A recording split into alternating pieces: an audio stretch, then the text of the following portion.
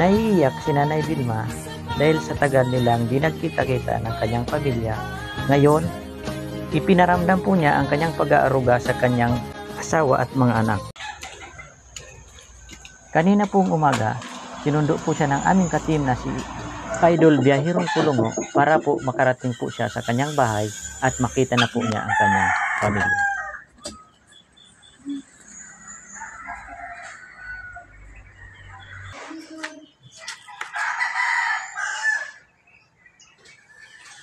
Andito tayo ngayon sa bahay po ni Nanay Vilma na siya po yung humihingi ng tulong sa Team Solid Urago na Vloggers and Extension para po makauwi po siya dito sa Bicol at masundo po yung kanyang pamilya.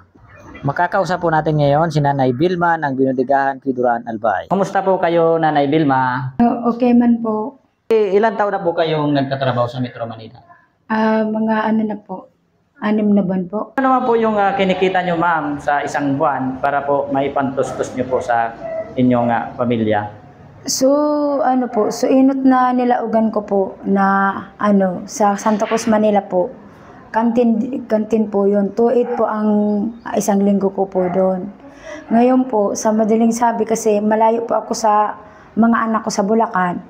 Lumipat po ako ng Bulacan po. Ngayon po, ang total ang napasukan ko po sa Bulacan, another 350 po ang araw ko. Kasi ang ano po, ang trabaho ko po doon, nagpapa-order po ako ng mga pagkain, mga kakanin. Pag ano po, pag maka 50 katao daw po ako, saka po ako dadagdagan ng sahod. Ayun po. So bali, umabot din ng 10K, no? Opo. Ayun, so bali 10K. So sa 10K po, bali dalawa inuupa ni ate, 2.5. So 5,000 na lang po natitira. Ayun po yung kanyang pinagkakasya para po maipantusto sa mga pangangailangan ng kanyang pamilya. Sa sitwasyon po ni tatay, pag naliligo po siya, hindi pa po siya nakakapag-isa? Nakakapag-isa simula po noong 2023 po. Kasi nagparasisure po kaya siya. Na-paralyze? Na-aksidente po siya, another March 9, 2021 po siya na-aksidente. Sa Barangay Kamalig po. Wala po nung pagka-accident. So napacheck upan niyo na po ba siya sa... Napacheck upan ko na din po siya, tapos napa-CT scan. Kaya lang po, di natuloy-tuloy kasi di ko na po kaya. Natustusan po. Kasi yung mga anak ko pa po ang ano. Sa 8 po ninyong anak, so meron na po bang nagtatrabaho at nakakatulong po sa inyo? Wala po. Nag-asawa po yung isa kong anak. Naiwan po yung inyong anak doon sa Bulacan? Opo.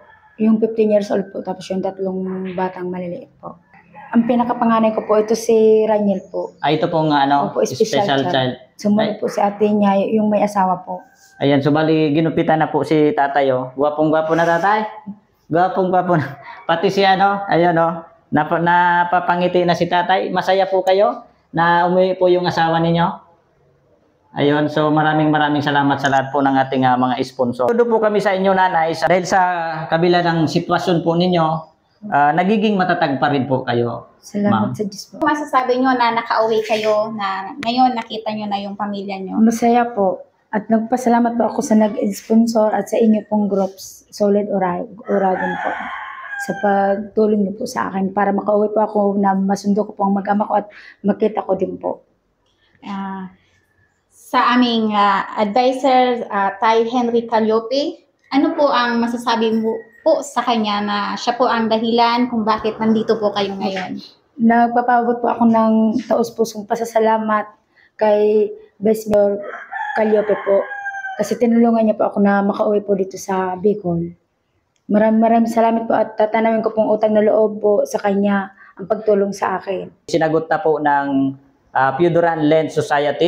Kinausap na po nila yung may-ari ng inupahan nilang bahay. Yung kuryente po, naayos na din po para po makauwi po sila sa Bulacan. So ang meron na lang yung utang po nila sa tindahan. Yan.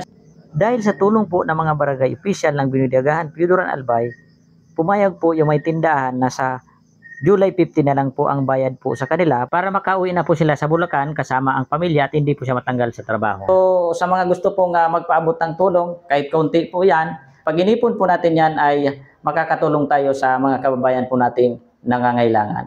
Maraming salamat po sa lahat po pagkaisa sa mga kawang-gawa ng Team Solid Uragon, Vloggers and Extension, and Piudoran Lens Society. Maraming salamat po sa inyo sa pagbibigay nyo din ng oras sa tinutulungan po natin. Sama-sama tayo sa pagtutulong sa mga kapwa natin na mas nangangailangan. Maraming salamat po sa inyo.